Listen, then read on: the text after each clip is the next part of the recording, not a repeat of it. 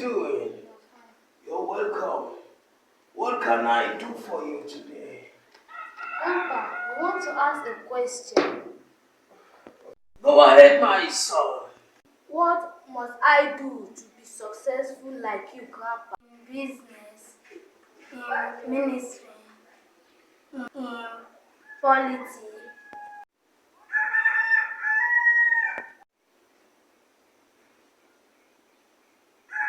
Son, you have asked a very difficult question at my age. Nevertheless, answers are not far from my lips.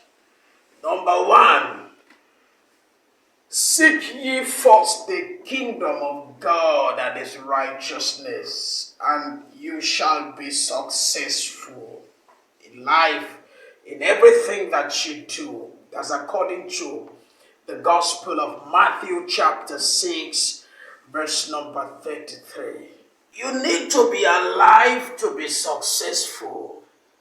So therefore, honor your father and your mother, which is the first commandment with promise, and it will be well with you. You can find that in Ephesians chapter 6, verse number 2. And the second part of honor is that without all controversies, the less is blessed of the better. That is the principle of honor.